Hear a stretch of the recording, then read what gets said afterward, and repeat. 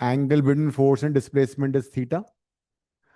So work done by a force is given as dot product of force and displacement. Or as you know, dot product or scalar product is Fs cos theta. ये भी use हो सकता है, ये भी use हो सकता है. So work done is a scalar product or dot product of force and displacement.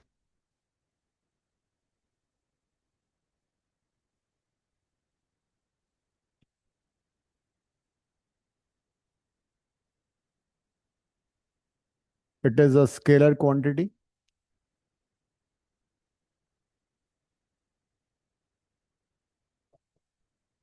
That is, it has no direction.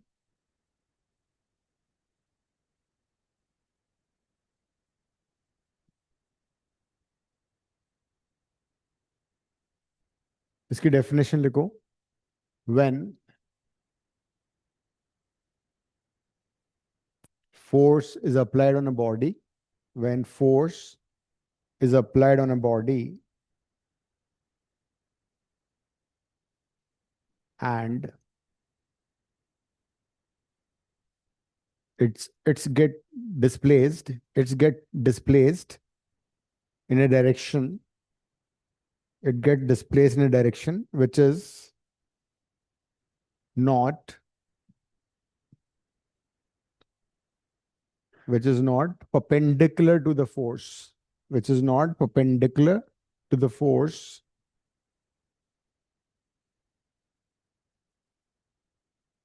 then work is said to be done.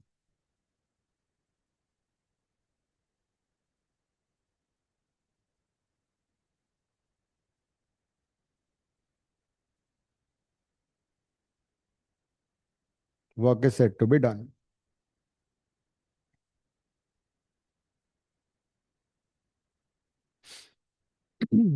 This is scalar quantity. Its SI unit is joule or Newton meter.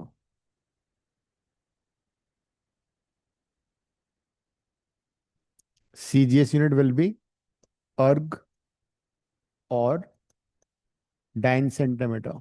Dimensional formula M1L2 T minus 2. Dimensional formula is M1L2 T minus 2.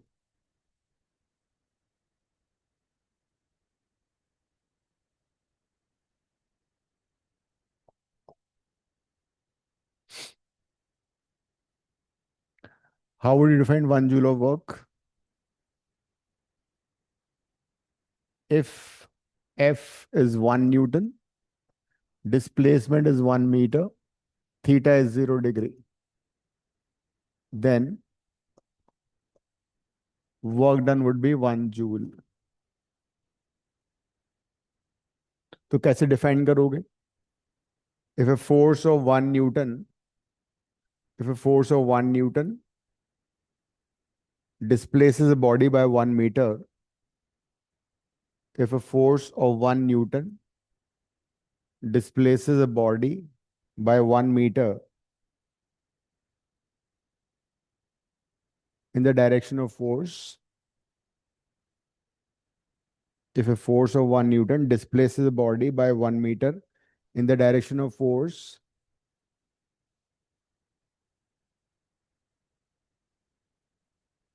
then work done equals to 1 joule, है ना?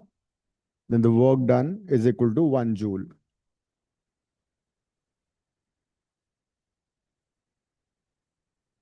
Then the work done is equal to 1 joule. Similarly, 1 erg भी define कर सकते हो. Erg is unit, CGS unit of work done. If force is 1 dyne, displacement is 1 centimeter, theta is 0 degree, work done would be 1 erg. And you can write definition yourself. क्या होगी इसकी definition? when one dyne of force displaces body by 1 centimeter in the direction of force. वो लिखना जरूरी है. When a force of one dyne displaces a body in the direction of force by 1 centimeter, work done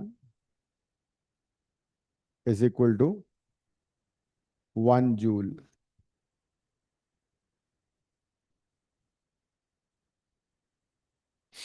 Once erg, sorry. Can you find a relation between erg and joule? करो जल्दी से. Find a relation between erg and joule.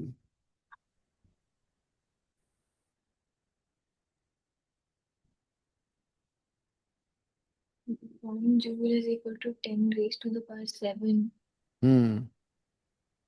यहीं से आ जाएगा वो.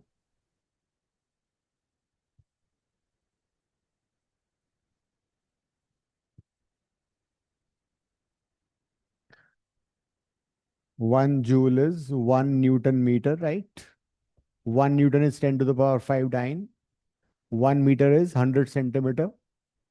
So this would be 10 to the power 7 dyne centimeter, which is erg. So basically 1 joule is 10 to the power 7 erg.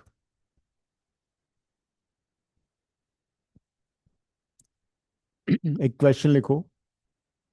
A force, if a force 2I minus 3J plus 4K Newton, if a force 2I minus 3J plus 4K Newton displaces a body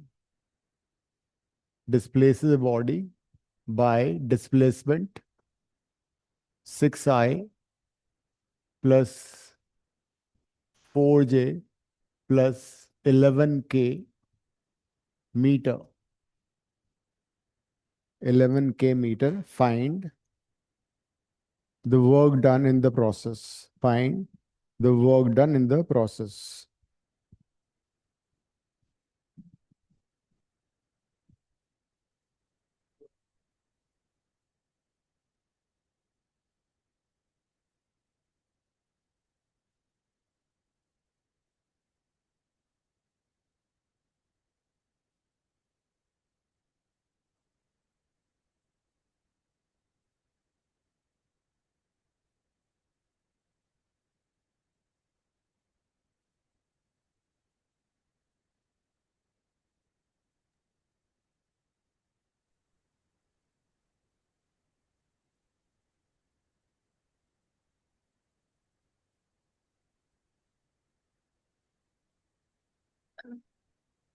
Okay, done. So you have the formula over here. Simplifying the dot product. 2I minus 3J plus 4K. जिया क्या answer आ रहा है? 44 joule. तो I with I, 12, will be 12. This again 12, this 44. 44 joule is the work done, right?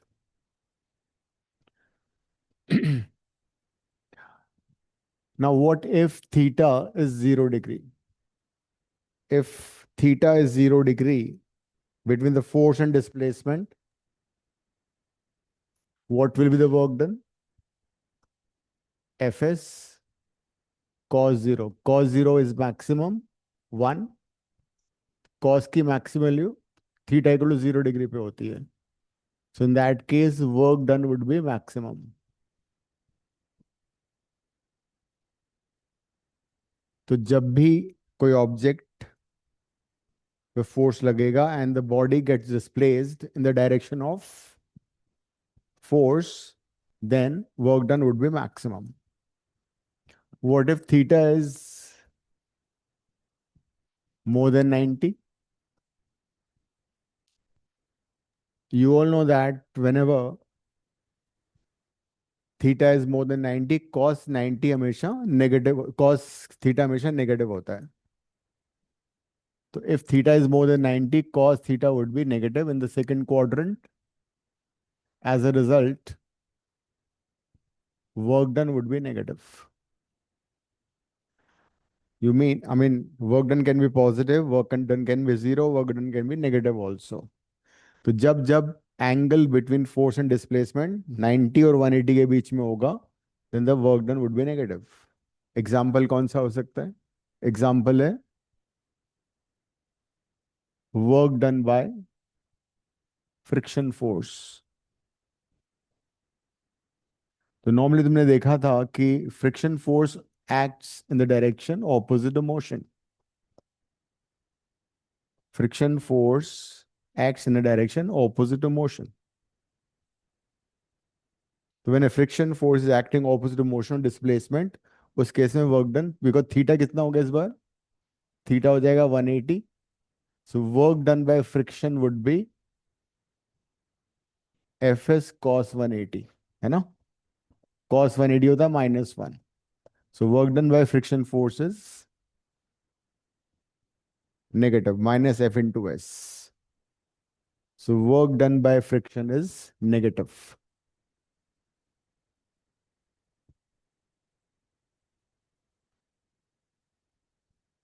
What if theta is 90? Well, you'll come across many times a situation when theta is 90 degree. So when theta is 90, work done would be Fs cos 90. Cos 90 कितना होता है? 0. So whenever angle between force and displacement is 90 degree, whenever angle between force and displacement is 90 degree, then the work done would be 0. Example बताओ मुझे कोई. When you pick up a load on your head and then you walk horizontally. You pick up a load on your head. फिर work done by you तो नहीं, 0 नहीं है. But then you are walking horizontally, so your हाँ, distance. लेकिन while picking up the load you have done the work against gravity, ठीक है? But while walking, then work done by gravity is 0, है ना? अगर किसी मास को तुमने मूव किया, work done by the gravitational force would be 0. तो द ग्रेविटेशनल फोर्स जो है वो mg डाउनवर्ड लग रहा है, डिस्प्लेसमेंट 90 डिग्री है ना? सिमिलरली जितने भी सर्कुलर मोशन है, earth is revolving around the sun, तो ग्रेविटेशनल फोर्स की वजह से हो रहा है, तो उस केस में भी वर्क डन 0 हो रहा है. Moon is revolving around the earth, तो अगेन ग्रेविटेशनल फोर्स की वजह से ऐसा हो रहा है, but again work done would B 0. So when ever displacement and the force are perpendicular to each other, work done would be 0. And दूसरी बात, if a person is standing, there's no displacement, उसको उस case में भी work done 0 होगा. If there's no displacement, then also work done will be 0.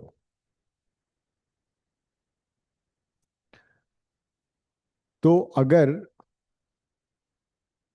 Force constant है, force is constant, तो force और डिस्प्लेसमेंट में ग्राफ कैसा बनेगा? It would be horizontal line, है ना?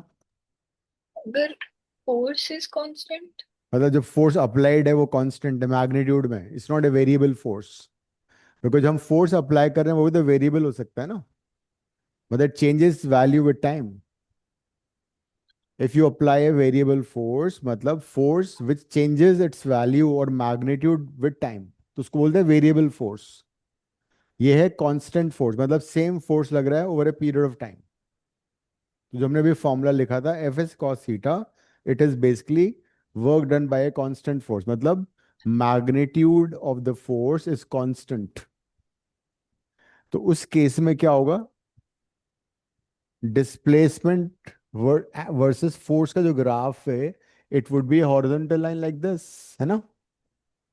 एंड मान लो object is moving from initial position S1 to the final position S2, तो वर्क डन क्या होगा? Work done would be simply force into S2 minus S1. मैंने अज्यूम कर लिया कि cos थीटा 1 है, ये हो जाएगा. और as such area under force displacement graph will be work done. Work done. लिख लेना ये, area under force displacement graph is work done.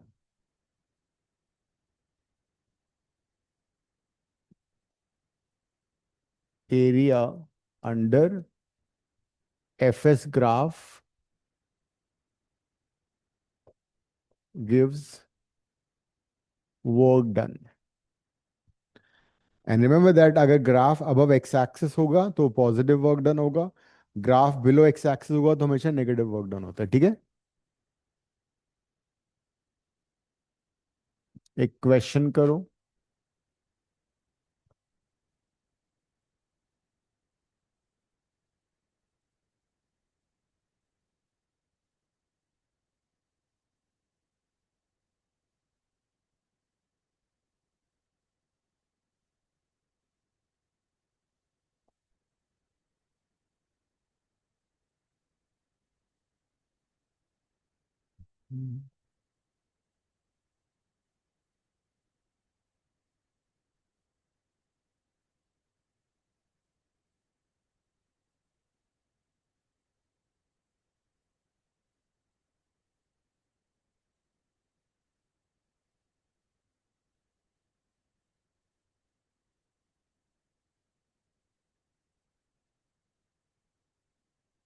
Find the work done.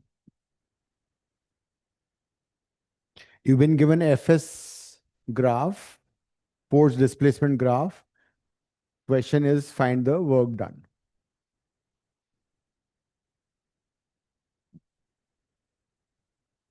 F is in Newton. In the given diagram, find the work done.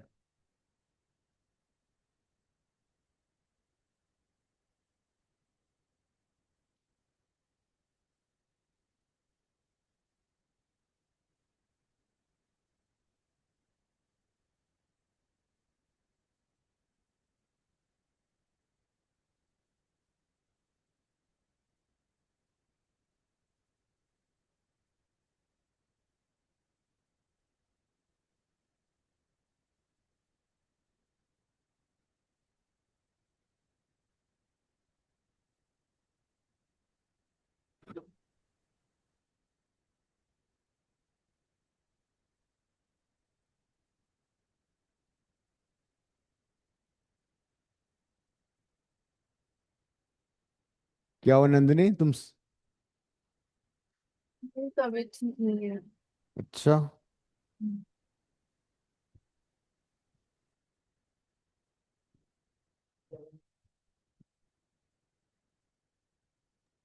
175 joule. Okay. Cell.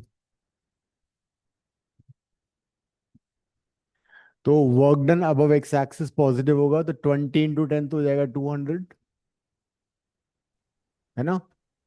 ये वाले triangle का work done कैसे निकलेगा? Half base into height. है ना.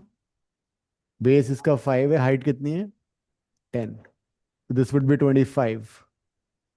So the positive work तुम्हारा हो गया 200 + 25. और दूसरे जो ट्रायंगल वो बिलो एक्स एक्सिस है वो नेगेटिव होगा. This is 5, this is -20. तो दिस एरिया वुड बी 1/2 × 5 × -20. तो ये आएगा -50. So this is -50. So the work done would be 175 joule. So area under the graph gives us work done. Graph above x-axis would give you the positive work done, and the graph below x-axis would give you the negative work done.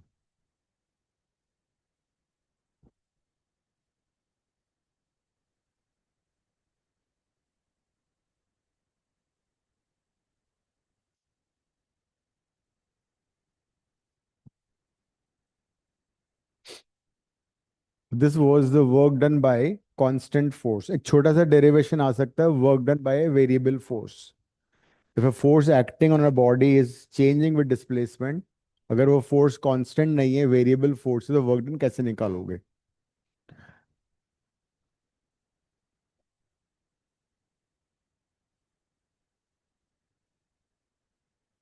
work done by variable force.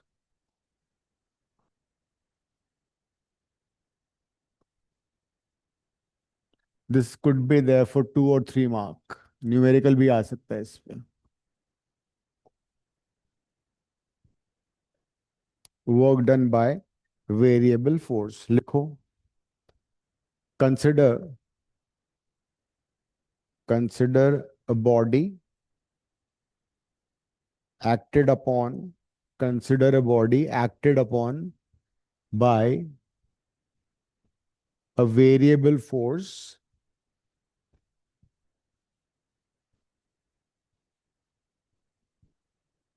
whose graph is shown as under.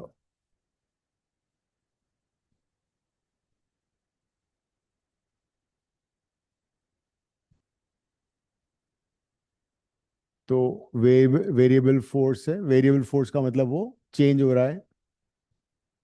Initial position S1 था and final position का S2 है. एक graph बना लो.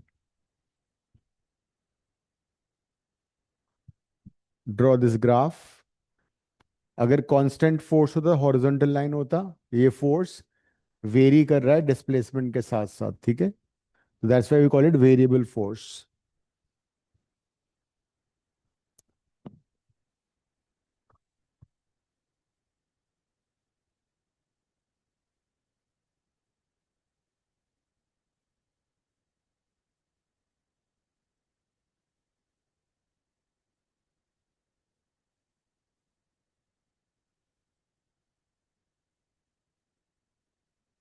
तो अब we know that. आगे लिखो. We know that area under the graph, area under FS graph. We know that area under FS graph gives work done. We know that area under FS graph gives work done.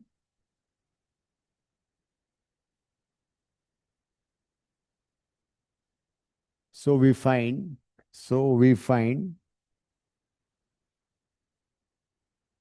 small work done,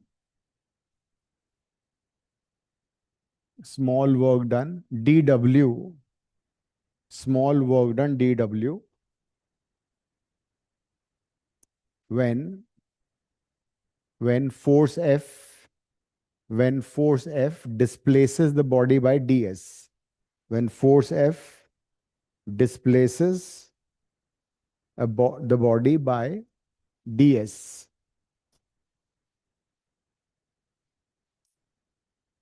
When the body is displaced by displacement ds, it is given by it is given by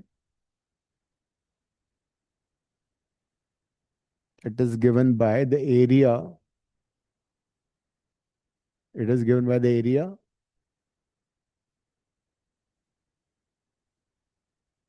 of the rectangle. It is given by the area of rectangle shown in figure or shaded in figure. ठीक है. Shaded in figure. तो जो मैंने area shade किया है यहाँ पे,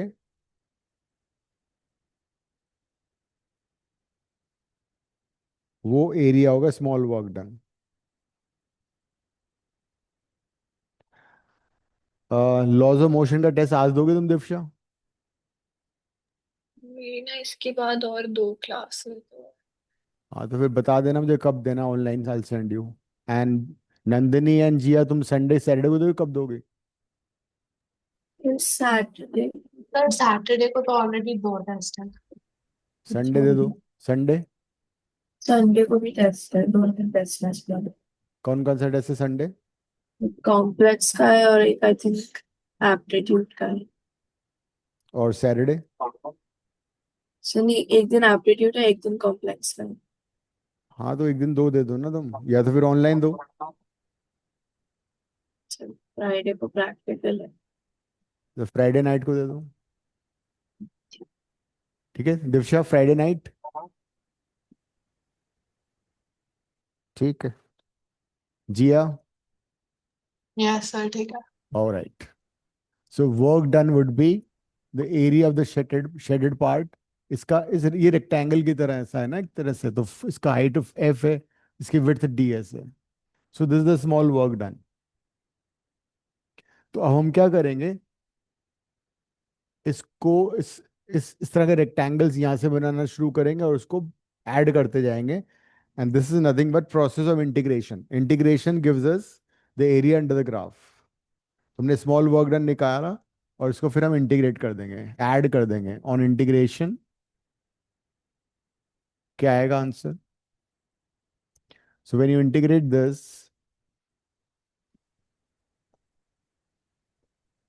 it will be integration 1 dw is equal to integration f ds। Initial position S1 था, फाइनल पोजीशन S2 आ गया।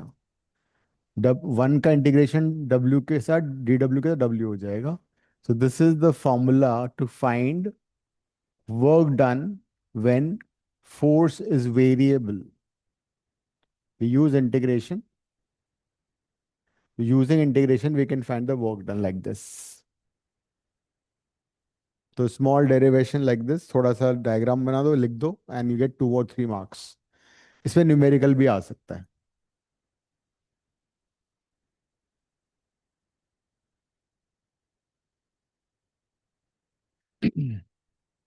जिनका रोटेशनल आ रहा है वो रोटेशनल पढ़ना शुरू कर दो क्लास नोट से, प्लस बुक से न्यूमेरिकल्स कर लो, ठीक है?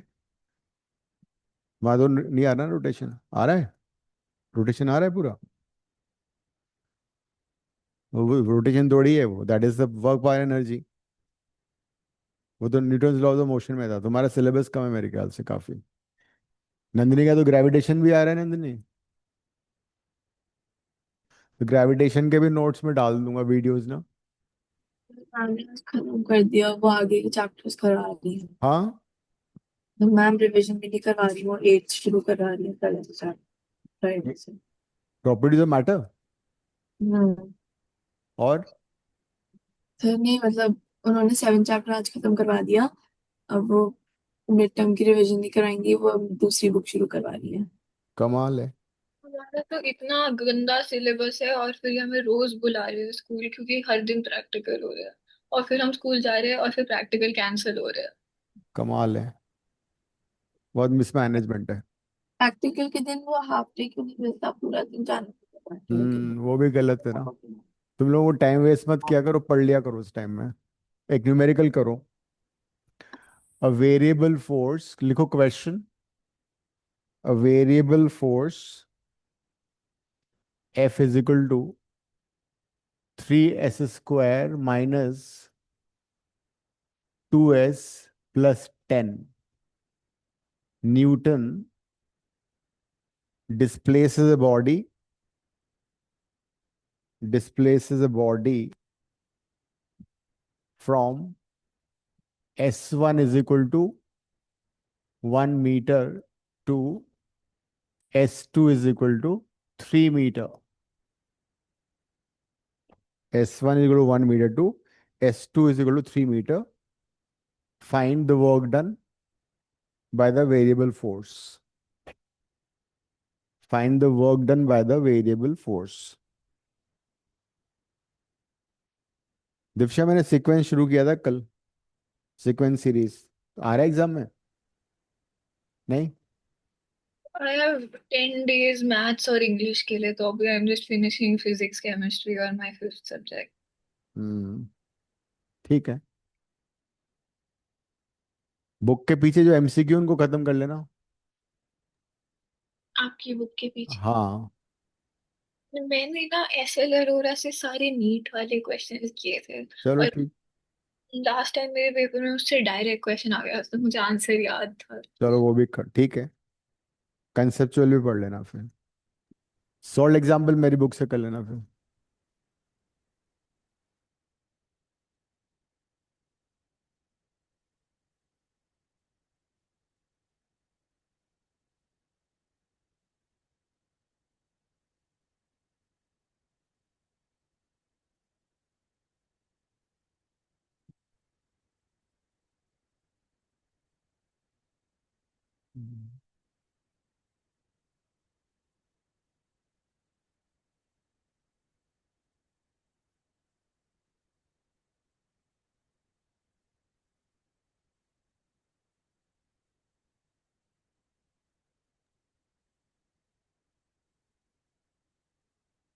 So we can use this formula. Work done is equal to integration S1 दे रखा है 1, S2 दे रखा है 3, 3s square minus 2s plus 10 ds। Integration का देखिए फॉर्मूला था जो हमने किया था वही यूज होगा। x to the power n dx is always x to the power n plus 1 by n plus 1। So s square का integration s2 plus 1 s cube by 3 हो जाएगा। 2 कांस्टेंट है, s टू द पावर 1 का integration s square by 2 हो जाएगा। 10 into 1, 1 का integration s हो जाएगा। लिमिट्स 1 to 3, 3 से c, 2 से 2 कट जाएगा। अब क्या करेंगे, पहले अपर लिमिट डालेंगे 3, जहां भी s आ रहा है उसको 3 सब्स्टिट्यूट कर दो।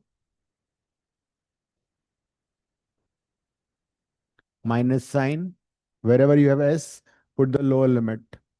1 cube minus 1 square plus 10 into 1। So it is 27 minus 9 plus 30।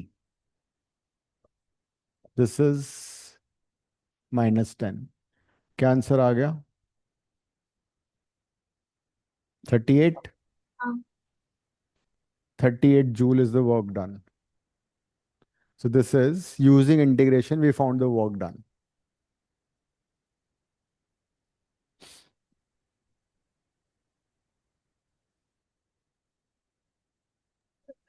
Sitting to like revise chapters before the exam. Do I solve all the questions again? नहीं, वो सही वे नहीं है, सॉल्व नहीं करना, गो थ्रू करो। एक सबसे पहले हर चैप्टर के फॉर्मूले की लिस्ट बना लो, ठीक है। इंपॉर्टेंट डेरिवेशन जो मैं लिखता हूँ 2 मार्क 3 मार्क, उनको गो थ्रू करो। एंड न्यूमेरिकल्स को गो थ्रू करो, मैंने क्लास में जो किए हैं। प्लस जो जनरली स्कूल में कोई teacher vote ever book they follow वहाँ से भी क्वेश्चन कर लो। बिकॉज थोड़ा सा बायस होता है टीचर्स का, वो लोग जिस बुक से रेफर करते हैं उसी से क्वेश्चन देते हैं। They refer SLR हो रहा है my school. हाँ ठीक है, वहाँ से कर लो क्वेश्चन। बट फिजिक्स में ऐसा होता है कि जो कॉन्सेप्ट होगा तुम्हारा क्लियर है, you can answer any question. Concept clear होना चाहिए, रटना नहीं है तुम्हें। हाँ तो एसएल से कर लो, ठीक है। और मेरी बुक से सॉल्व एग्जाम्पल्स कर लो, बिकॉज मैं एनसीईआरटी सॉल्व है सारे, कुछ एक्स्ट्रा क्वेश्चन भी सॉल्व है। हम क्लास में से बहुत डिटेल में कर ही रहे हैं।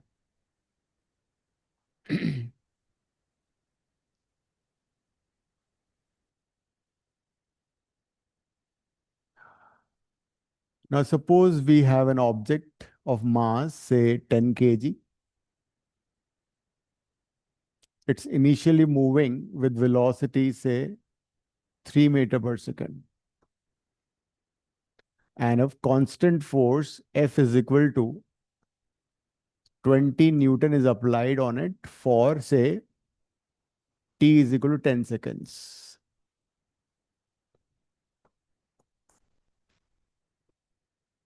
दस सेकंड के बाद इसका डिस्प्लेसमेंट हो जाता है s, वेलोसिटी हो जाती है v।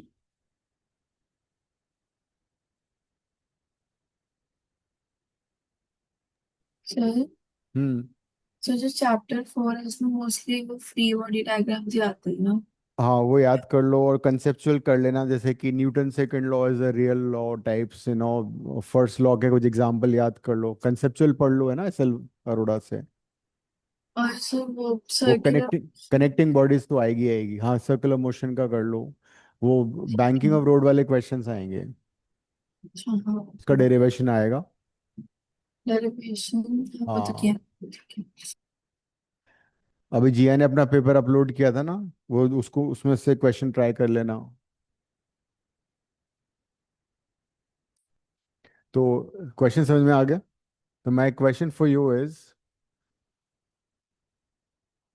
Find first part acceleration on the body, displacement after 10 seconds, third part is velocity after 10 seconds, fourth part is work done by the force, fifth part is initial kinetic energy। kinetic energy का formula तुम्हें already मालूम है, energy possessed by a body because of by virtue of motion is called kinetic energy, final kinetic energy and change in kinetic energy। Change in किसी भी quantity में होता है final minus initial, कर लो। No hurry, take your own time, answer it correctly. A body of mass 10 kg is acted upon by a force 20 Newton. Its initial velocity is 3 meter per second.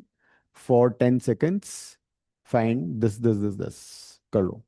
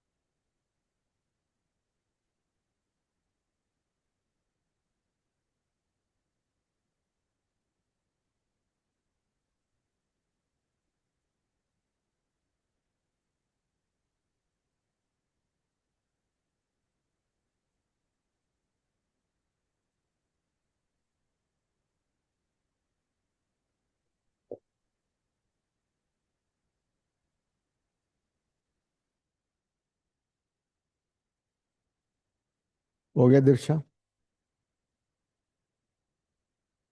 Fourth part और seventh part में क्या relation आ रहा है? Same आ रहा है। Same आ रहा है।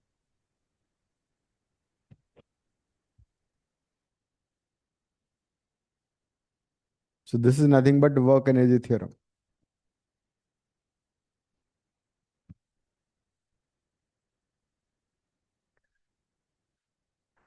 Acceleration is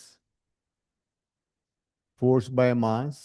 Force is 20. It is 10. 2 meter per second square is acceleration. Displacement के लिए क्या यूज करोगे? S equal to u t plus half a t square, है ना? तो you have t, you have acceleration also. कितना आ रहा है Nandini displacement? 39 metre, I think गलत है। 39 मीटर, आई थिंक गलत है। यू टी, यू इज कितना? यू तो दे रखा है 3। 3। 3 इंटू 10 प्लस हाफ ए कितना है? 2। टी स्क्वायर तो 100 हो गया। 130। 139। ओ, मैंने टाइम में 3 डाल दिया। हम्म। 39 कैसे आ गया? वन 130। हाँ 130। हाँ, मैंने टाइम में 3 डाल दिया। 10 डाला। 130 मीटर। वी कैसे निकालो? वी को लो यू प्लस एटी से कर लो। वी को लो यू प्लस एटी से कितना आ रहा है वी? 23 मीटर पर second. You is 2, A is also 2, 22। You is 3। अच्छा यू इज 3, ओ सॉरी। तो कितना हुआ? 23। 23 मीटर पर सेकेंड। वर्क डन कैसे निकलेगा? Fs, force and displacement same direction में, तो cos 0 1 हो गया। फोर्स अप्लाइड कितना था? 20। डिस्प्लेसमेंट हमने निकाल लिया था 130। कितना आ रहा है ये? 600। 2600, 2600। So that is the work done. Initial kinetic energy half mv square. Half mass कितना है? 10 v। Initial is 3 45 joule. Final kinetic energy कैसे आएगा? Half mass into v square. V कितना था? 23। 23 का स्क्वायर कितना होता है? 529। Yes, remember, 529। तो 529 इंटू 5, 2645 26 45। कितना? 2645 ना? राइट। तो and change in kinetic energy 2645 minus 2600 minus, sorry, 45.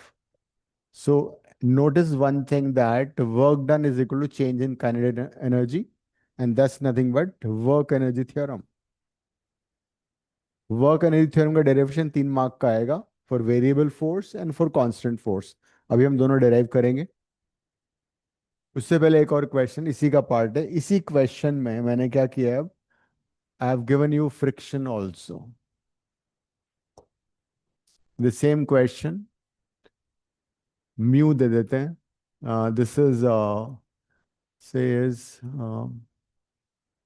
Mu is 0.2 and इस फोर्स को मैंने कर दिया 40 न्यूटन। ठीक है। अब जो ये पार्ट थे, इसमें एक पार्ट में और भी दे रहा हूं। फोर्थ पार्ट में दो है। एक तो वर्क डन बाय फोर्स करना है तुम्हें, work done by applied force करोगे। दूसरा करना है work done by friction force. बाकी सारा सेम है। ये सबका वैल्यू वापस से निकालना है। सबका वैल्यू वापस निकालना है, बिना गलती किए।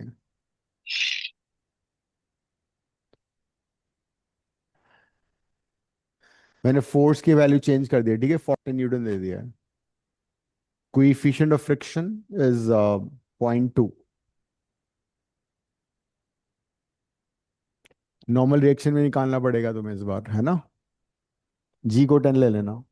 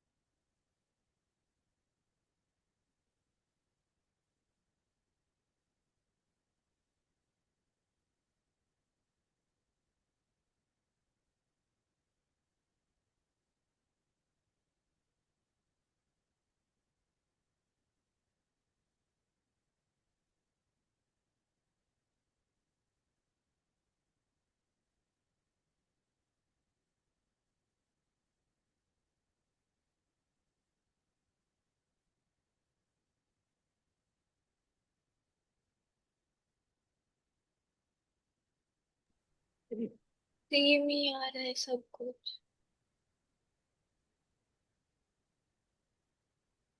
आपकी आवाज नहीं आ रही। आई सेड वो फोर्स भी चेंज कर दिया, म्यू ऐसा होगा कि नेट फोर्स वही आ गया, इसलिए सेम आ रहा है, लेकिन जरूरी नहीं सेम आएगा। वो तो, हाँ, जब एक्सेलेरेशन सेम हो गया एस और वी भी सेम लेकिन है। वर्क डन बाय फोर्स नहीं, सब कुछ सेम नहीं आएगा, ये डिफरेंट आ रहा होगा, ये डिफरेंट आएगा work done by force. F 40, friction force कितना हो गया, mu into N. 20। So 40 minus mu is 0.2, n is 100। 100. तो एक ये आ गया 40 minus 20 is equal to 2 है। A is equal to 2 metre पर सेकेंड स्क्वायर हो गया। तो द मोमेंट A is 2, तो ये चेंज नहीं होगा। डिस्प्लेसमेंट कितना आ रहा है इस बार, वही आ रहा होगा 30 मीटर। 130। वेलोसिटी, 23 मीटर पर second. Now work done by applied force कितना आएगा। F cap 40 × 130। Work done by applied force होगा, अप्लाइड फोर्स है 40 और डिस्प्लेसमेंट है 130, चेंज होगा ये। कितना आ रहा है ये। 5200। Then work done by friction force minus होगा, because friction force and displacement opposite. Friction force कितना है 20, दिस इज माइनस 2600। क्या हो गया है।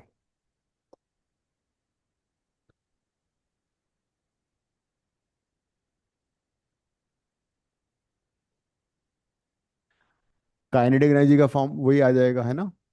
कितना आ रहा है काइनेटिक एनर्जी, 45। और 2645। 2645। तो चेंज इन काइनेटिक एनर्जी हो गया 2600। 2600। नाउ इस बार work done by applied force है 5200 और वर्क डन बाय फ्रिक्शन है माइनस 2600। दोनों को ऐड करने के बाद चेंज इन काइनेटिक एनर्जी आ रहा है, बिकॉज इस बार एक नॉन कंजर्वेटिव फोर्स भी लग रहा है। Friction force is non conservative force. What is non conservative force, बताया था मैंने। Conservative force, non conservative force लिखो। Conservative force, conservative force is that force. Sir आपने यहाँ -20 को लिया है। फ्रिक्शन फोर्स ऑपोजिट है डिस्प्लेसमेंट के। फ्रिक्शन फोर्स डिस्प्लेसमेंट के ऑपोजिट लग रहा है, तो दोनों के बीच का एंगल 180 डिग्री है, अच्छा तो तो इसलिए work done by friction negative होता है। तो conservative force is that force work done by which, conservative force is that force work done by which depends only upon, depends only upon initial and final position, depends only upon initial and final position, but not on the path taken, but not on the path taken. So work done by conservative force depends only on the initial and final position, not on the path taken. So that is a conservative force. Examples are gravitational force. Gravitational force is a conservative force. Electrostatic force, magnetic force, and force in a spring. जो spring force होता है वो भी conservative force होता है। तो work done by conservative force does not depend upon path taken. दूसरी बात, work done by conservative force in a closed path or loop is always zero. Work done by a conservative force in a closed path or loop is always zero.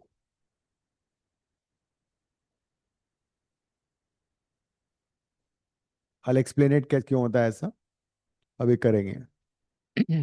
Next लिखो non conservative force.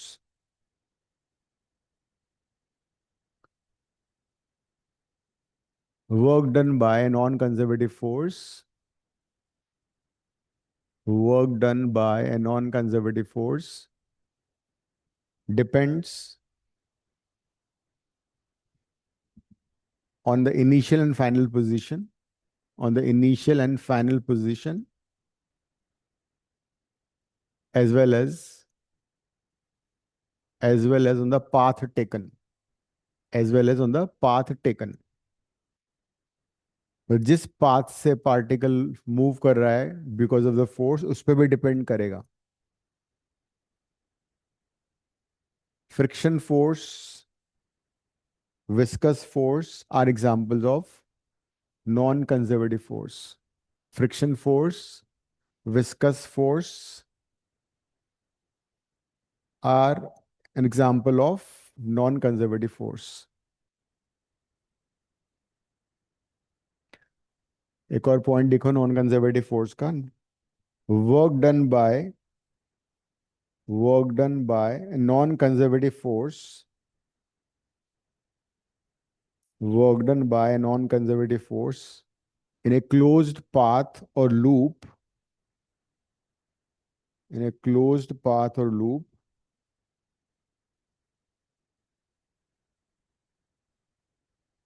is not zero, is not zero.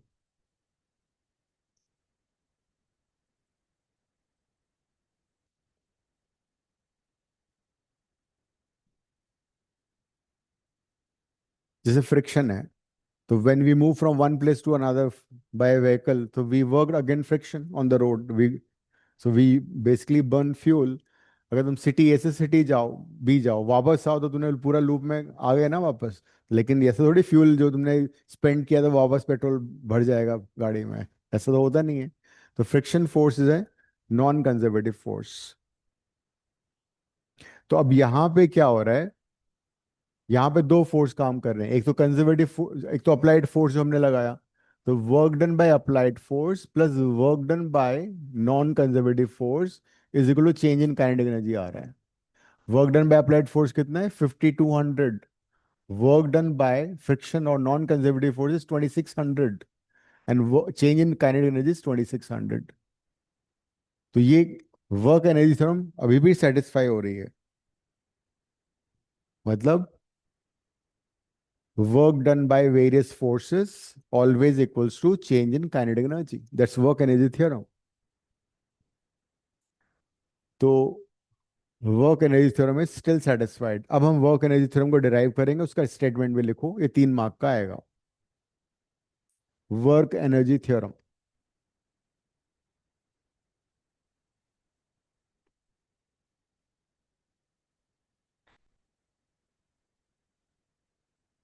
According to according to work energy theorem, according to work energy theorem,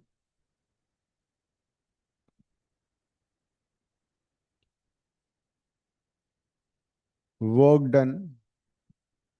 done by various forces, work done by various forces on its body always equals to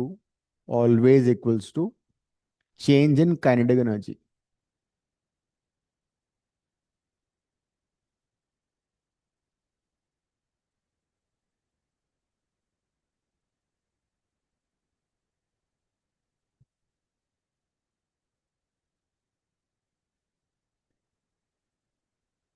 तो अब work energy theorem में क्या होगा, दो derivation आते हैं. एक आता है अंडर कांस्टेंट फोर्स,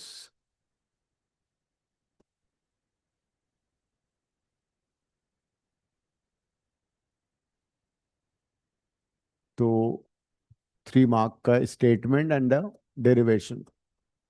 छोटा सा डायग्राम बना लेना. This a mass moving with velocity u. You apply a constant force, it gets displaced by s, and velocity becomes v. Draw this diagram.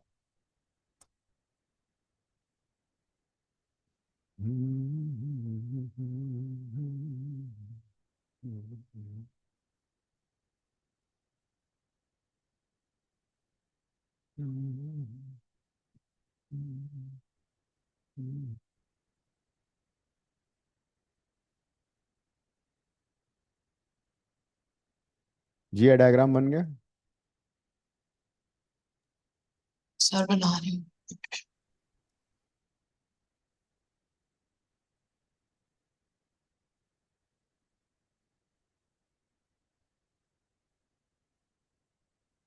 लिखो कहानी इसकी थोड़ी सी। Consider a body, consider a body acted upon by a constant force,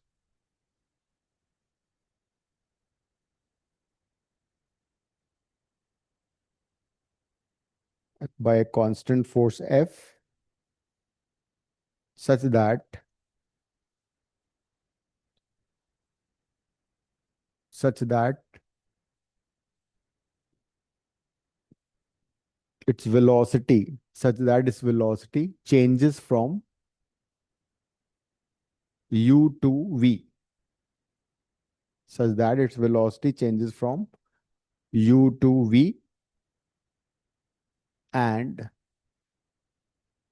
it gets displaced by its it gets displaced by displacement s as shown in the diagram.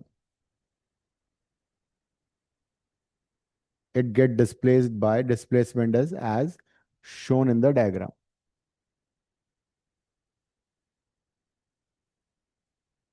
ठीक है। तो अब लिखो using third equation of motion. You see, जो भी equation of motion तुमने पढ़ी थी ना, ये थी for constant acceleration. When a is constant, then all these equation hold true. और कांस्टेंट एक्सेलरेशन कब होगा? जब फोर्स कांस्टेंट होगा। तो सिंस यहाँ पे फोर्स कांस्टेंट है, तो we can easily use this, because force constant है तो ए कांस्टेंट होगा। नाउ मल्टीप्लाइंग बाय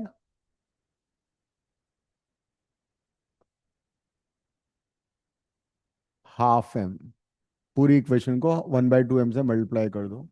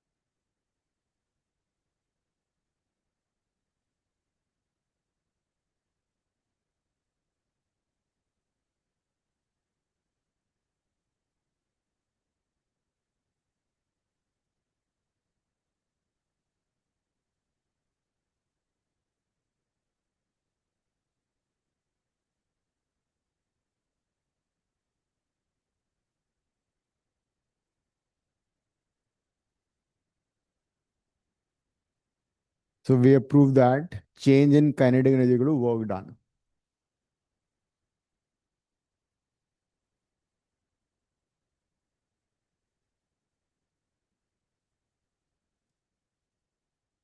तो ये था work done, work energy theorem under constant force.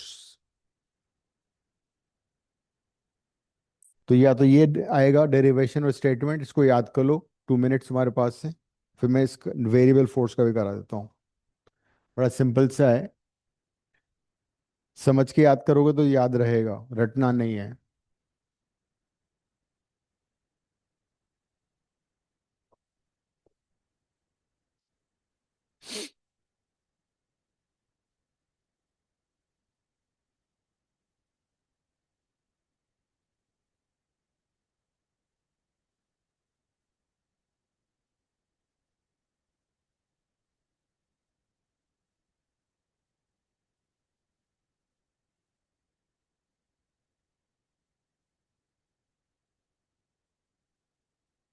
याद हो गया? अब नेक्स्ट वाला करते हैं वेरिएबल फोर्स। तो अगर वेरिएबल फोर्स होगा तो we can't use this equation. वही कहानी लिखो अब।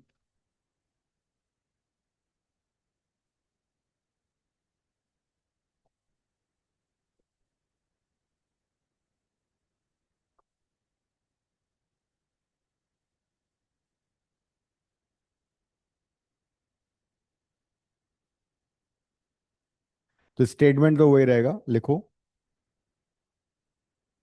वर्क एनर्जी थ्योरम का स्टेटमेंट सेम चाहो तो लिख सकते हो, ठीक है। According to work energy theorem, work done by variable force, various force के वेरिएबल फोर्सेस लिख दो, वेरिएबल फोर्स लिख दो। Work done by variable force always equals to change in kinetic energy. So this time force acting F is not a constant force. I can't use third equation of motion. लिखो, consider a body. Consider a body acted upon by a variable force, acted upon by a variable force such that its velocity changes from u to v. Its velocity changes from u to v, and it gets displaced by displacement s.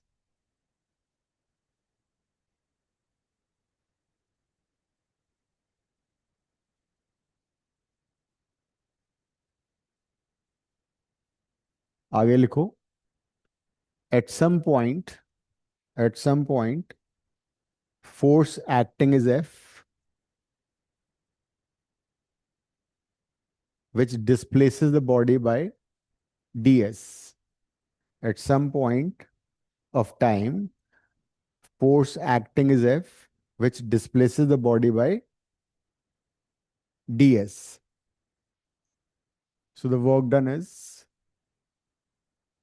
कितना work done होगा? dw equal to F d s. एफ जो है यहाँ पे variable है, it is not constant. तो small work done, because variable force में स्मॉल वर्क डन निकालते हैं, dw एफ डी एस। अब एफ क्या होता है? Newton second law, mass into acceleration. But the problem is force variable है, ये चेंज हो रहा था, एक्सेलरेशन भी चेंज हो रहा है। तो हम क्या करेंगे, हम किसी से कम नहीं, एक्सेलरेशन को हम लिख देते हैं dv by dt। Acceleration is change in velocity by change in time।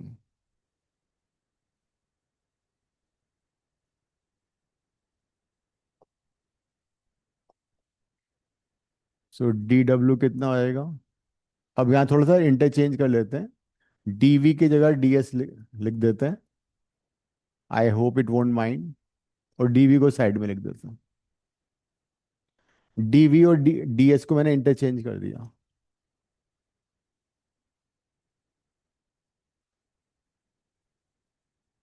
So what is ds by dt? V. ds by dt is velocity।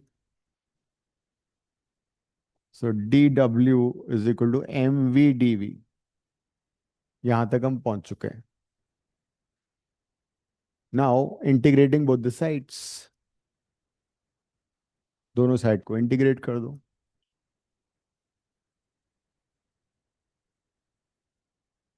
On integration,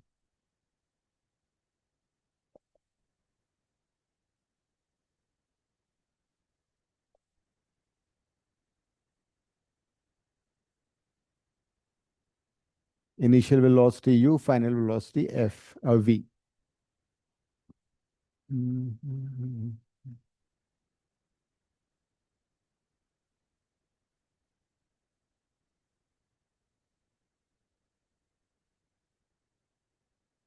तो you know this formula.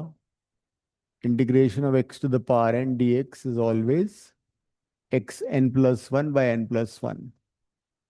तो ये v की power 1 है, तो v की power 1 का integration with respect to dv क्या होगा, v की पावर 2 बाई 2। तो ये आएगा v 1 plus 1 by 1 plus 1। Limits u to v,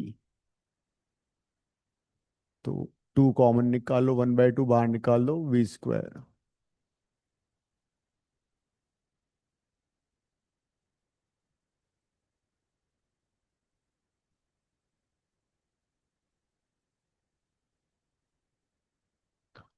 अब लिमिट सब्स्टिट्यूट करो। पहले अपर लिमिट v की जगह v सब्स्टिट्यूट किया, माइनस साइन v की जगह u सब्स्टिट्यूट किया, तो half M we square minus half m u square. So that is final kinetic energy, initial kinetic energy. So work done equal to change in kinetic energy.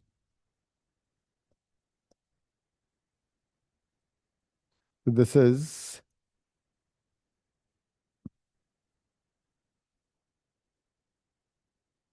The work energy theorem for variable force. Go through it कर लो, अभी याद हो जाएगा। And I would suggest कि अभी 5 minute में इसको ना रीराइट करो, बिल्कुल बंद करके नोटबुक को बिना देखे बोर्ड पे लिख लो, ताकि याद हो जाए। क्या हुआ दिव्या, थक गए तुम? अभी कौन सी क्लासेस के बाद, इंग्लिश, केमिस्ट्री? केमिस्ट्री में बहुत सारे टॉपिक आ रहे हैं क्या? 6 चैप्टर आ रहे हैं अच्छा अच्छा अच्छा। And I have not completed chemical bonding तो हम्म।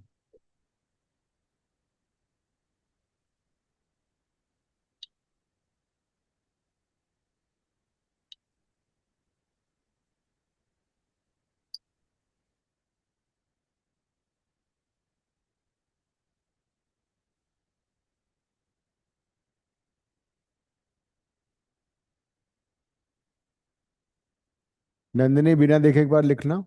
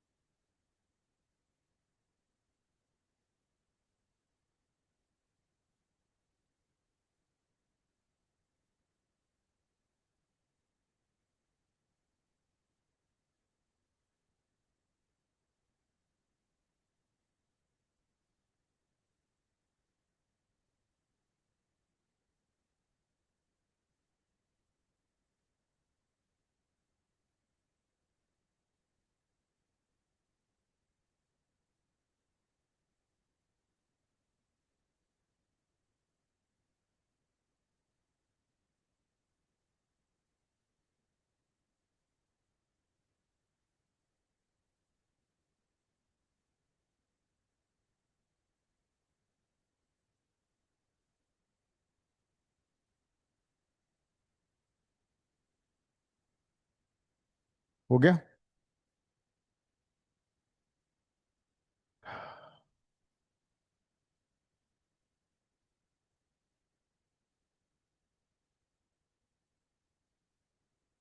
सो अभी हमने कंजर्वेटिव फोर्स की बात की थी। Gravitational force is a conservative force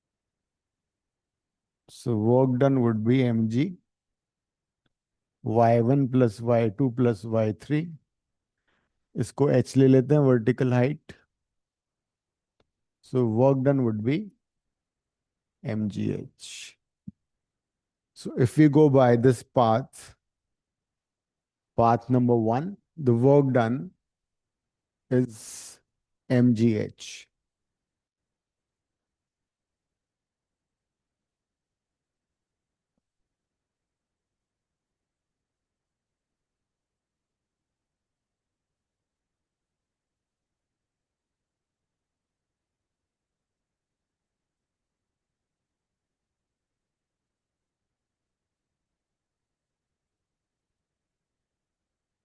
In the second case हम ये कर सकते हैं,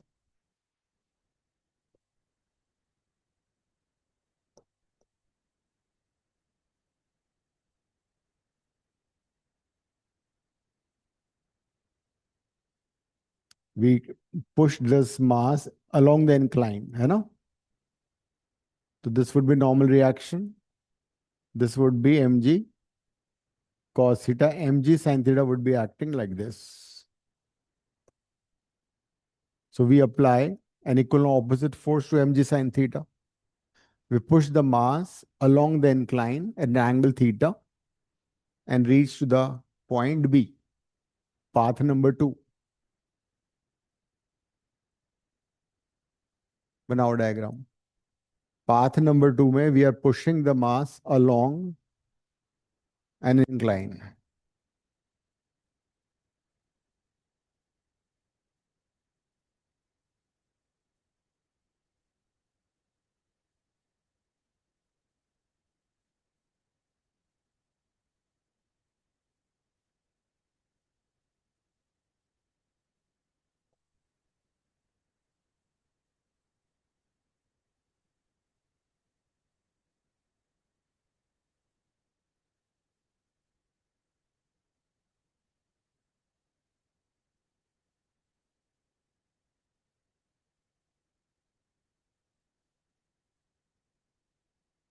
अब इस बार फोर्स कितना लग रहा है mg sin theta, तो you need to apply same force in the upward direction.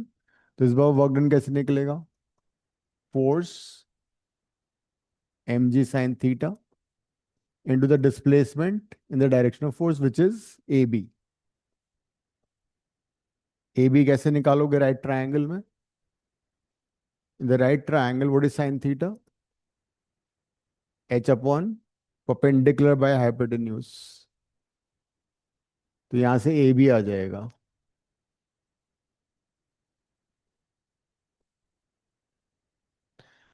इस right triangle में what is sin theta? Sin theta is perpendicular by hypotenuse. Hypotenuse is the displacement. AB को equate replace कर दो.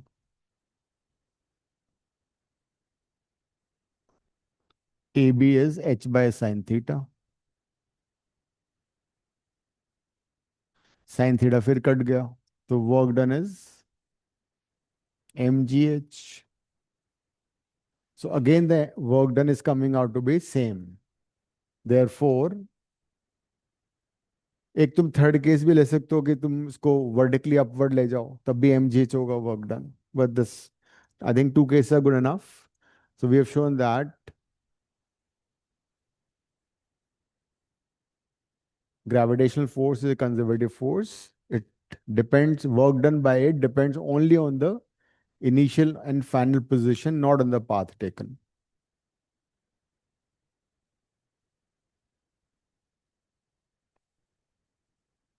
इसको अभी याद कर लो.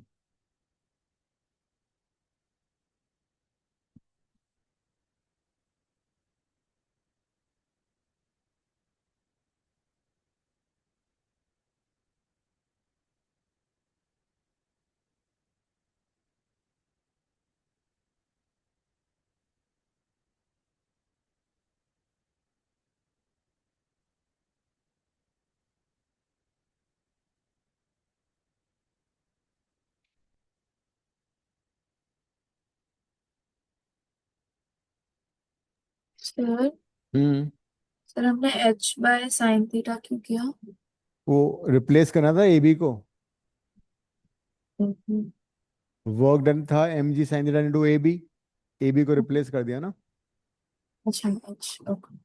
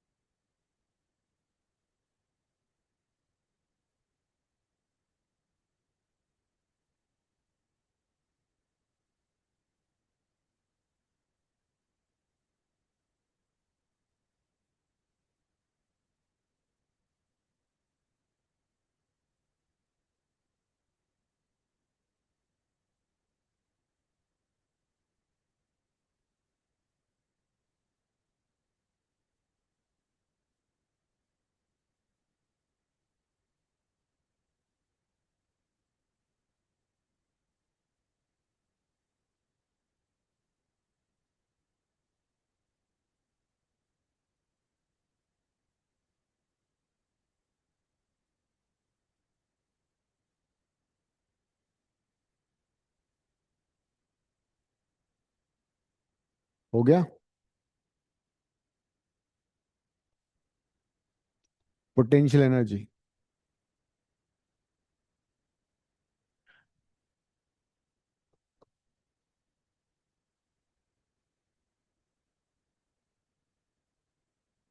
potential energy is the energy possessed by a body by virtue of its position. It is the energy possessed by a body by virtue of its position, orientation,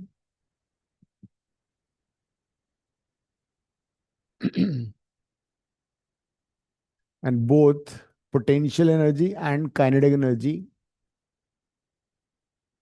together they called mechanical energy.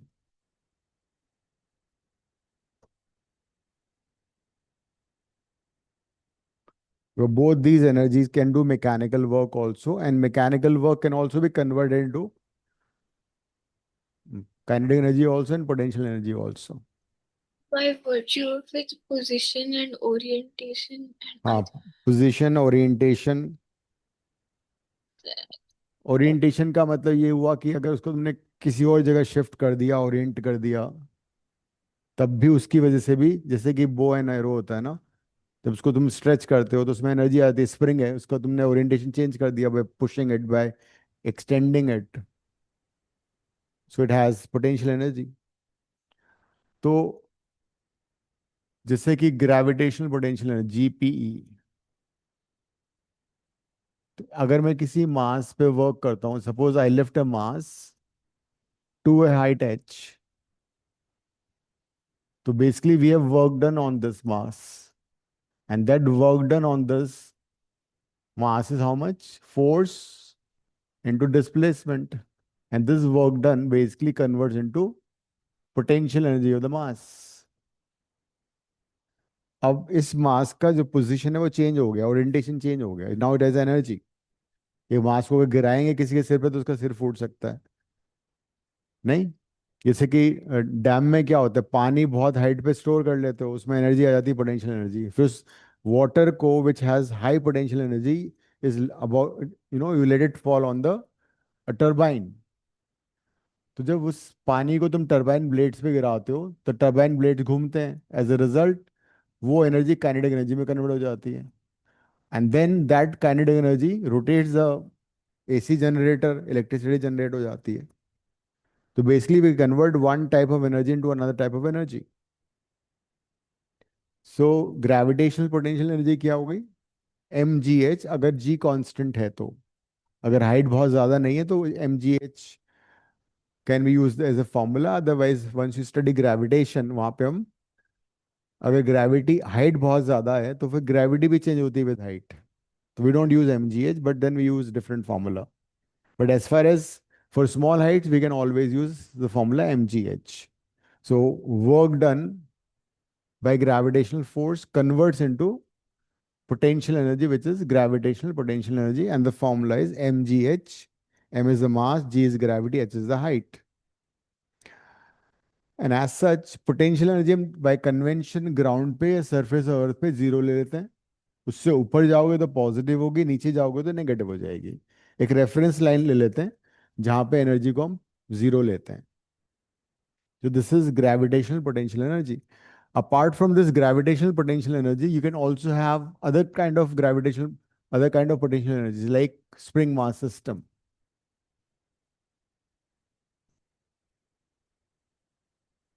If you have a spring like this, जो कि unstretched है, इस पे तुमने कोई मास suspend कर दिया तो क्या होगा? इलोंगेट हो जाएगा ये। क्यों इलोंगेट हो जाएगा? बिकॉज इस पे फोर्स लग रहा है, इस पे डिस्प्लेसमेंट हो गया, एक्सटेंशन हो गया डेल्टा एल। तो अब क्या हो रहा है? फोर्स लगेगा ऑपोजिट डायरेक्शन में, K into delta L, M G downward लगेगा, दोनों बैलेंस हो जाएगा तो ये रुक जाएगा। तो के is a spring factor. Delta L को तुम एक्स भी ले सकते हो। अगर वेक्टर वाइज अगर देखें हम, तो basically F would be equal to minus K delta L, और के एक्स ले लेते हैं इसको। X is the extension in the spring. तो चाहे स्प्रिंग यू नो कंप्रेस हो एक्स से, चाहे स्प्रिंग एक्स से एलोंगेट हो, दोनों केसेस में spring would apply a restoring force k into x. Vector wise will be minus kx because f and x, they are in the opposite direction.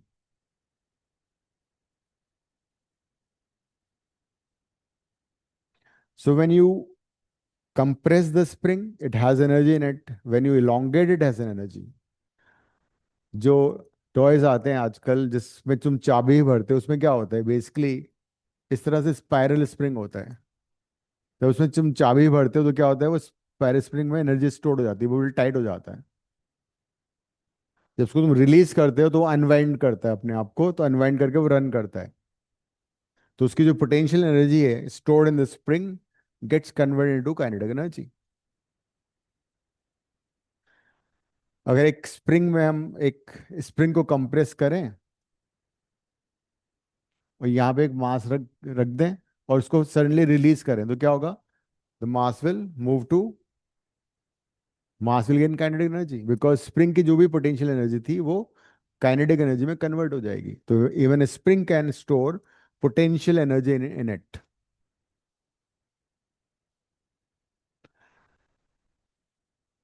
And कितनी होगी potential energy? क्या होगा उसका formula?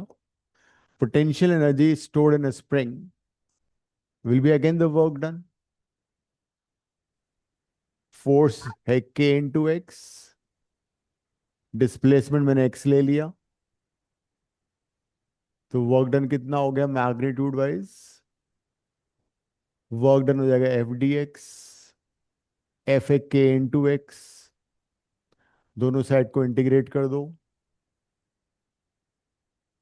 के x D x हो गया। ये work done हो गया। के कांस्टेंट है, एक्स का इंटीग्रेशन कितना होगा? X square by two. X square by two. So this is the potential energy stored in a spring, half kx square.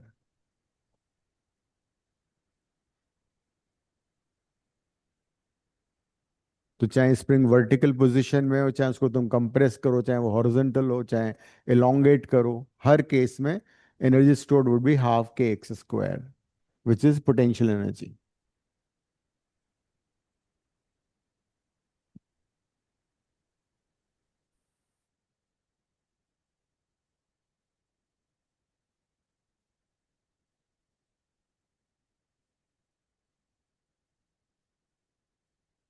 Spring का भी एनर्जी का फॉर्मूला आ सकता है, 2 मार्क का डेरिवेशन छोटा सा। तो you can either draw this diagram और you can draw this diagram horizontal पे। इसको डिस्प्लेस कर दो थोड़ा सा एक्स से, and then derive this. When we're taking F, तो are we taking restoring force या फिर applied force? Restoring force and applied force both are equal ना। पर तो नेगेटिव नहीं हो जाएगा? हमने मैग्नीट्यूड लिया है। We have taken magnitude of the force.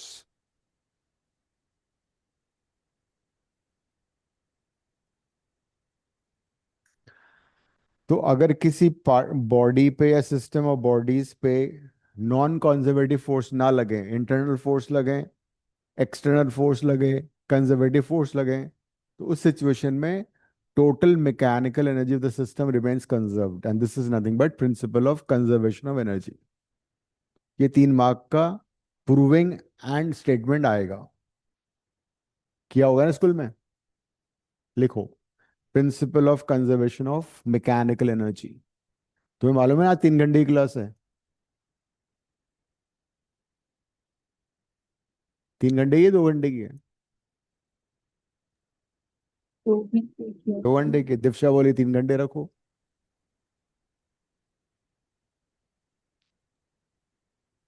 Bio के प्रैक्टिकल को हाँ, करना क्या? है। बायो का प्रैक्टिकल आ रहा है परसों तुम्हारा फाइनल। बायो भी है? सर बताया था आपको। बाइक में ले रखी है तुमने? सर वो मैंने कैम्ब्रिज किया था ना, कैम्ब्रिज में हमने इस 11th 12th का सब पढ़ा दिया था ऑलरेडी, तो सिलेबस में पता है। अच्छा। कल मेरा फिजिक्स प्रैक्टिकल था बट कल छुट्टी हो गई। किस बात की? कोई फेस्टिवल है। अच्छा अच्छा। तो अच्छी बात, अरे तो बुरी बात है ना, हो जाता है फिजिक्स तो निमट जाता है। अब आई थिंक मिड टर्म के बाद होगा क्योंकि नेक्स्ट वीक पेपर है। चलो ठीक है फिर तो। फिजिक्स से इतना डर क्यों लगता है तुम लोगों को? आज मैंने बैठ के 3 घंटे प्रैक्टिकल के लिए पढ़ा, मैंने रीडिंग भी याद करी कि अगर तो बाय फिजिक्स की में प्रैक्टिकल में क्या, एक तो पेंडुलम होगा, एक स्क्रू गॉज होगा, एक वर्नियर कैलिपर होगा, और क्या है? वेक्टर लॉ ऑफ एडिशन है बस। और हुक्स लॉ है ये वाला। हम्म। ट्रेन भी होगा ना एक तो। स्ट्रेस स्ट्रेन ग्राफ ना, स्ट्रेट लाइन। सर हमें 6 प्रैक्टिकल्स कराए हैं। अच्छा, ठीक है। Practical is fun. नो। नहीं, तो फिर क्या फन है? ना तुम्हें मैथ्स में मजा आता है, ना फिजिक्स में मजा आता है, ना केमिस्ट्री में मजा आता है। पढ़ने में मजा आता है, प्रैक्टिकल करने में मजा नहीं। केमिस्ट्री अच्छा है सर, केमिस्ट्री फन। चलो अच्छा है, कुछ तो तुम्हें अच्छा लगता है। फिजिक्स में तुम सो जाती हो। राइट। तो उसका स्टेटमेंट लिखो, क्वेश्चन के फॉर्म में लिखो। State state conservation of mechanical energy, principle of conservation of energy. State principle of conservation of mechanical energy and prove it for a falling body and prove it for a free falling body.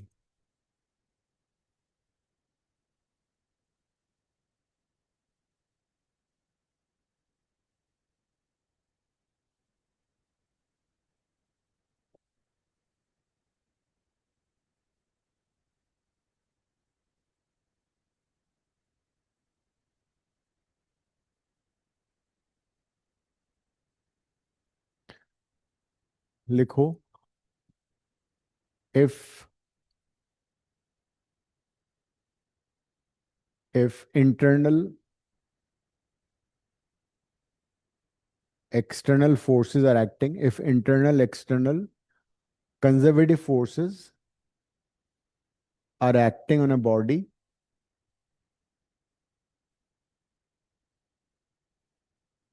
then its mechanical energy then its mechanical energy remains conserved.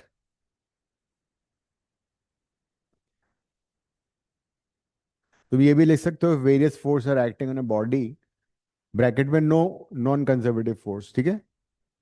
If various forces are acting on a body, bracket में no non-conservative force, then its mechanical energy remains conserved.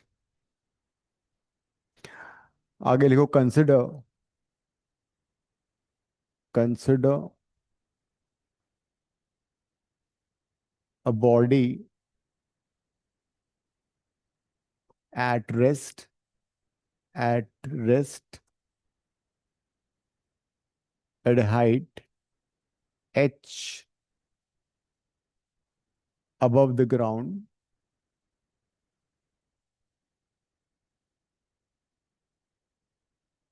as shown in figure, as shown in figure, and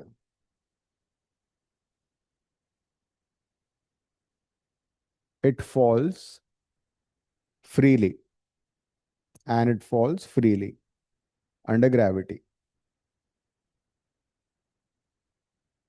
diagram बना लो ये.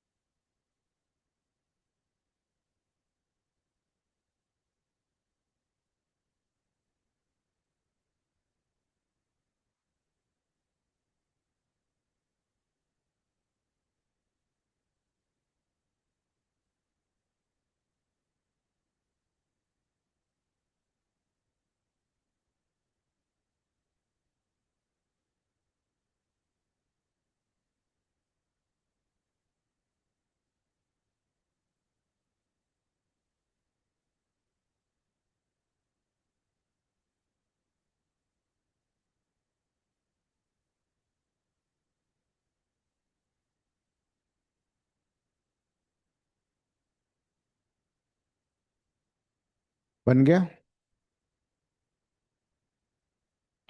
तो body is falling from height h, उसकी velocity u है. So let's talk about position a. At a क्या हो रहा है? What is its potential energy? mgh mgh. What about kinetic energy? Half m0 square, which is 0. So total mechanical energy at a कितना हो जाएगा? mgh plus 0, which is mgh.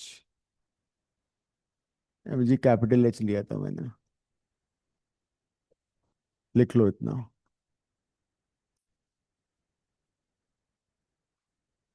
Total mechanical energy at A is this.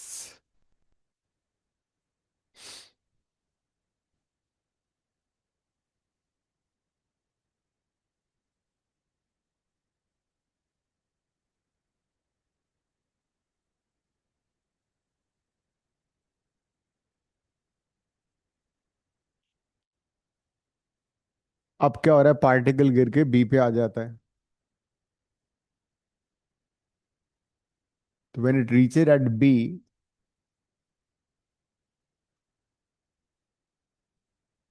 it has some velocity, and the height from the ground is h minus x. So what is potential energy at B? mg h minus x, right? Because potential energy would be mg into the height from the ground, mg h minus x. अब kinetic energy कैसे निकालोगे? Kinetic energy would be half m vb square.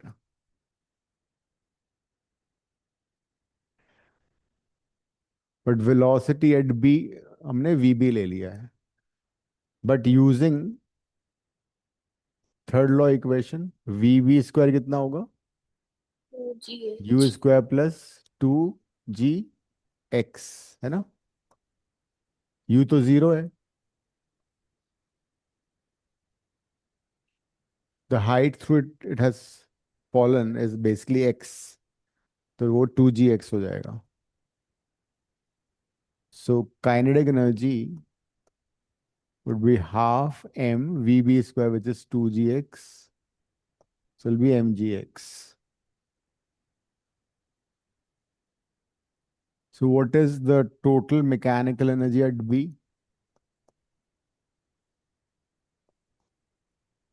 Total mechanical energy would be kinetic energy plus potential energy.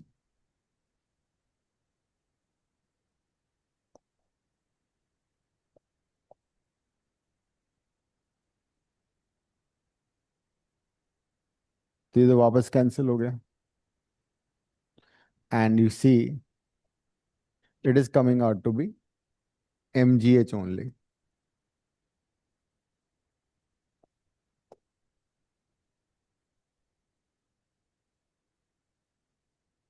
अब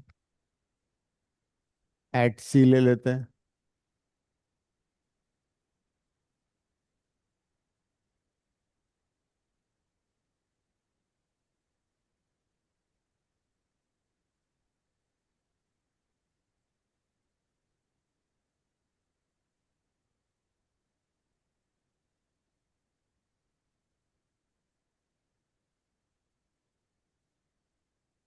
at sea, what is potential energy? Is just about to reach the ground.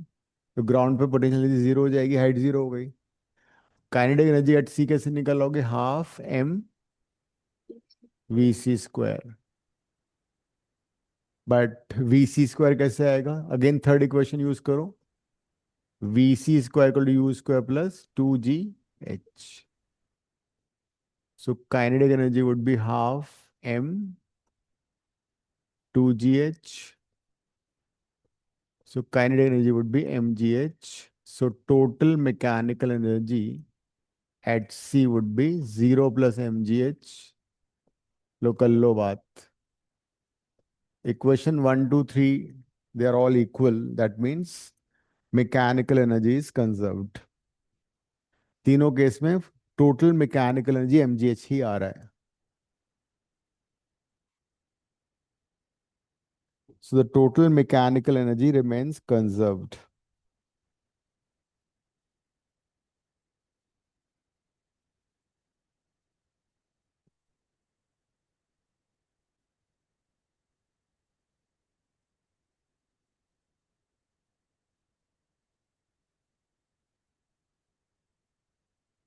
A similar conservation of mechanical energy takes place in a spring mass system also, and in a simple pendulum also.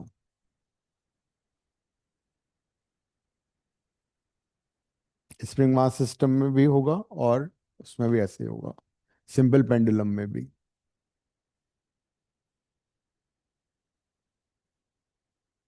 But proving करना तुम्हारा इसका आएगा. Spring का भी आ सकता, कराए school में.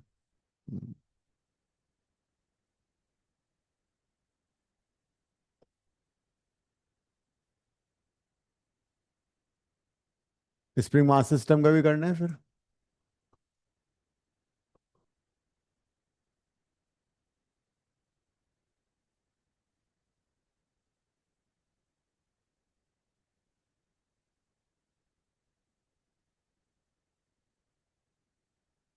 अगर मास स्प्रिंग बिल्कुल फ्री लेंथ में है इस समय, this is called mean position. अगर तुमने मास को पुल किया टुवर्ड्स राइट बाय एक्स, तो इसमें एनर्जी स्टोर हो जाएगा, एक्सट्रीम पोजीशन. मास को रिलीज करोगे तो आएगा वेलोसिटी के साथ, velocity at the mean position maximum हो जाएगा. फिर इसको पुश करके वो वापस इधर आ जाएगा, तो another extreme position would be this. फिर वापस जाएगा, फिर वापस आएगा. It will keep on oscillating. If you have a spring mass system which is unstretched at mean position, तुमने उसको राइट में पुल किया, स्ट्रेच हो गया spring by X, it store some potential energy. Release किया, वापस मीन पोजीशन पे आएगा, वेलोसिटी मैक्सिमम हो जाएगी.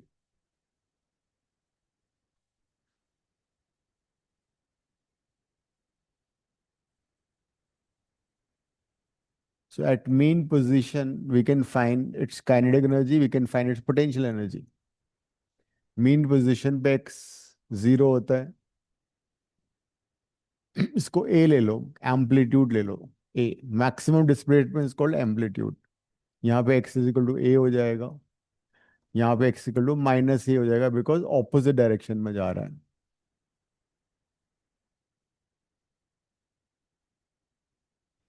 So as such, potential energy in a spring का फॉर्मूला मैंने बताया था, हाफ kx स्क्वायर होता है ना. तो मीन पोजीशन पे x तो 0 है, because string is neither compressed nor stretched. तो मीन पोजीशन पे स्प्रिंग रिलैक्स पोजीशन में है, नेचुरल लेंथ में है. So it has its potential energy equals to 0. लेकिन जब तुमने मास को यहां से रिलीज किया, तो mass would be having maximum velocity at the mean position. So kinetic energy of the spring mass system would be maximum. Kinetic energy कैसे निकालोगे? Half M we square.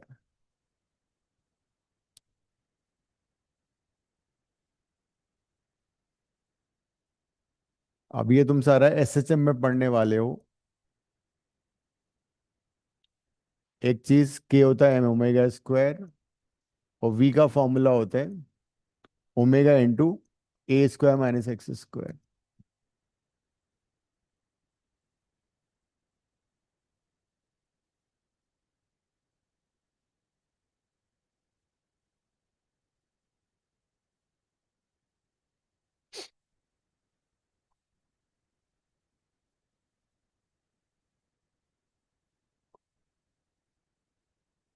तो उसको तुम्हारा फॉर मोमेंट ऐसे ही याद करना पड़ेगा तुम्हें। एम वी की जगह तुम डाल दो omega A square minus X square का होल स्क्वायर।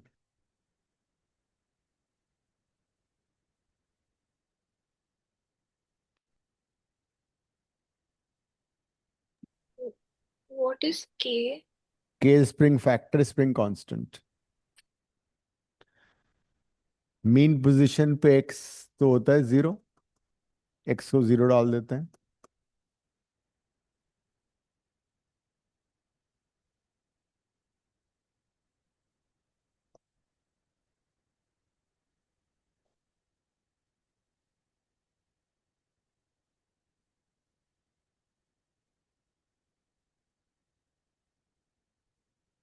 तो if I add potential and kinetic, so total mechanical energy कितनी हो गई इसकी, zero plus half K square. A is amplitude.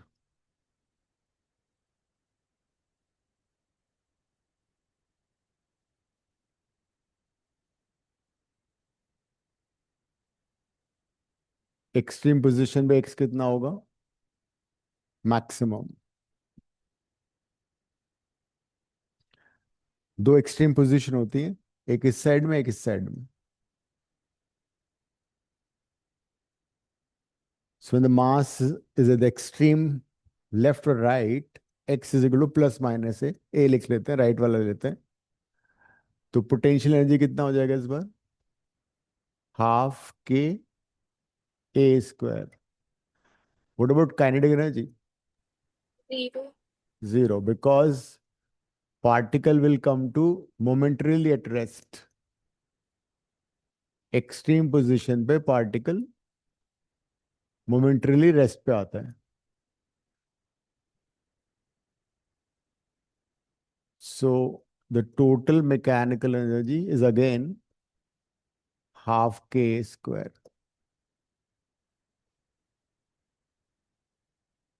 So mean position पे हाफ के स्क्वायर था, extreme position पे half K X square था। एक तुम इन बिटवीन भी कुछ ले सकते हो, at some position when displacement is x.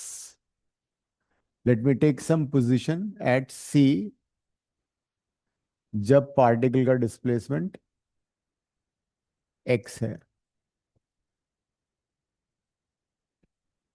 तो जब पार्टिकल का डिस्प्लेसमेंट एक्स है तो पोटेंशियल एनर्जी कितना हो जाएगा उसको,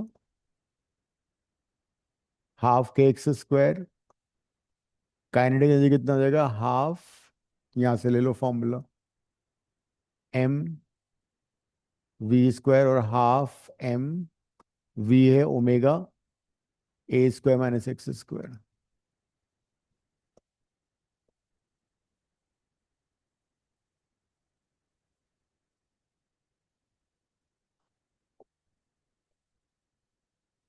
half M omega square A square minus X square. M omega होता है के।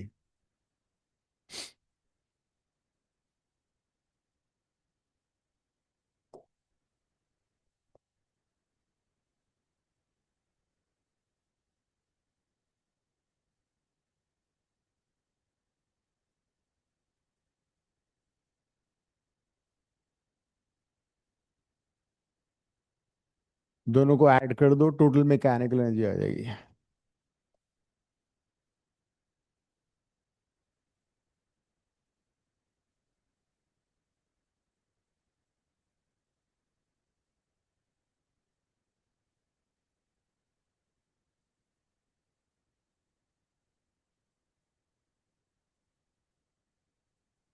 ये कट जाएगा,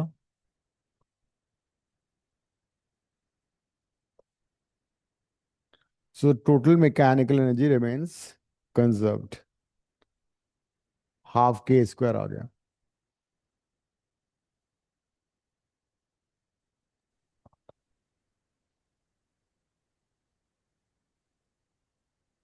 क्या हुआ?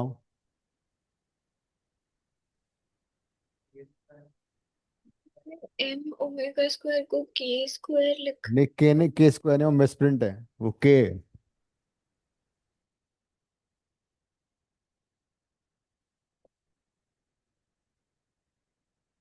ठीक है.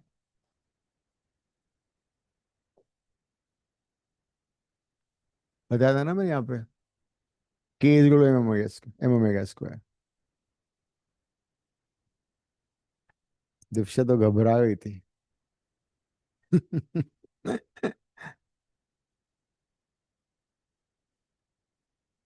फिजिक्स को फन की तरह करो and solve lot of numericals. Numerical जितने ज्यादा करो उतने कॉन्सेप्ट तुम्हारे अच्छे हो जाएंगे and you will become bond of physics 007. Marks आएंगे 100. नंदिनी हंस रही है. नंदिनी, तुमने थोड़ी सी मेहनत की तो मार्क तो गए, मार्क्स तुम्हारे. तो थोड़ी और मेहनत कर लोगे और अच्छे आ जाएंगे. देखो, अच्छे मार्क्स आएंगे तुम घर वालों को ब्लैकमेल कर सकते हो. नहीं, जो भी तुम्हें चाहिए वो तुम्हें मिल सकता है. मार्क्स अच्छे नहीं आएंगे तो फिर वो तुम्हें ब्लैक कर देंगे मार मार के.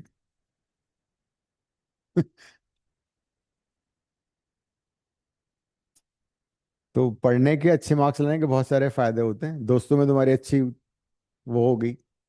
टेस्ट के टाइम में सब लोग बैठेंगे, "यार, मैं तेरे पास बैठूंगा, मैं तेरे पास बैठूंगा, चीटिंग करा देना." नहीं, तो अच्छी पढ़ाई के बहुत फायदे होते हैं. फिर भी थोड़ा सा रेस्पेक्ट तो मिलता ही है ना. If you are good student in your class, you get good respect. Otherwise लोग सोचते तो है ही है, कोई तुम्हें भाव नहीं देता. अब दिशा को देखो, भाव मिलता है. स्कूल में सेकंड आई है वो. हाँ. नहीं, नहीं तो जो बच्चा फर्स्ट आया वो भी मेरी क्लास में ही है तो। कोई बात नहीं, अब तुम फर्स्ट आओगी. उसके कितने हैं फिजिक्स में? नहीं, मेरे साइंस में 100 आए बट क्या मैं 3 मार्कर छोड़ के आ गई थी और उसका मेरे से 2 मार्क्स आता है। अच्छा अच्छा. नहीं, अभी इस बार जो फिजिक्स का टेस्ट हुआ उसमें उसके कितने आए? 26। ठीक है, तुमने बीट कर दिया उसको. और मैथ्स में?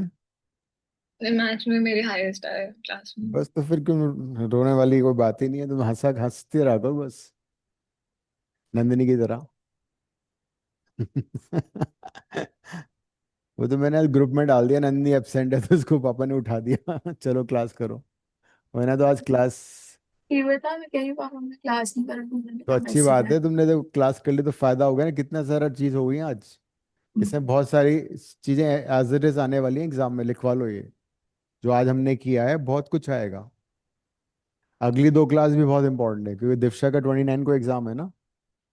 इसलिए मैंने कहा था 2-2 घंटे क्लास रखेंगे ताकि वर्क पार एनर्जी तक बिल्कुल अच्छा हो जाए तुम्हारा. रोटेशन में तुम कर ही लोगे. रोटेशनल पूरा ना 9 मार्क्स का आ रहा है और हाँ. बाकी सब तो 70 जो 80। मैंने तुम्हें वो नोट्स दिए हैं वो कर लो, प्लस बुकलेट मेरी बुक से सॉल्व एग्जाम्पल कर लो, HC वर्मा से कंसेप्चुअल कर लो. बात खत्म. ज्यादा कुछ नहीं आने वाला है उसमें. वो 9 मार्क का हो जाए, कर लोगे. सेंटर मास का डेरिवेशन आएगा 3 मार्क का. ठीक है. Derive formula for centre mass of 2 particle body system. एक आएगा न्यूमेरिकल सेंटर मास पे. बाकी बहुत कुछ सिलेबस डिलीट हो चुका है. एक डेरिवेशन आएगा 3 मार्क का. Torque equal to I alpha पे आ सकता है, L equal to I omega आ सकता है. कंजर्वेशन ऑफ एंगुलर मोमेंटम एक क्वेश्चन आएगा. ठीक है. क्या वो आ सकता है को जो सिलेंडर और कोन का सेंटर ऑफ मास का? नहीं नहीं, डेरिवेशन कुछ नहीं आएगा, न्यूमेरिकल्स आ सकते हैं ना. क्या बट आई सॉ एसएलआर में 3 4 क्वेश्चंस है। नहीं, वो वैसे कुछ नहीं आएगा, वो सारा डिलीट हो चुका है. Parallel axis theorem, perpendicular axis theorem सब हट चुका है.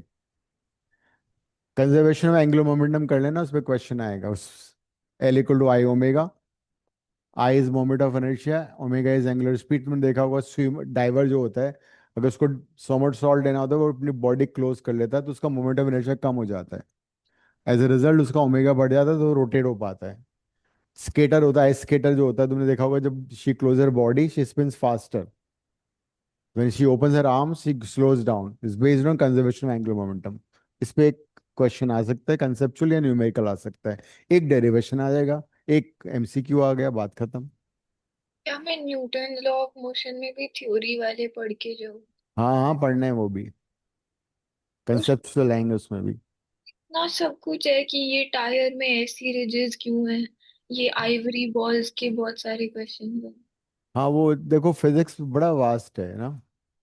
11 का तो थोड़ा ज्यादा ही है, 12th में कम हो जाता है। All right, I see you on Friday. Friday को हम कोलिशन करेंगे और न्यूमेरिकल्स करेंगे, ठीक है। हाँ, कोलिजन कट गया, क्या बात कर रहे हो? कोलिजन तो होगा ना। ठीक है, ending the class. Thank you.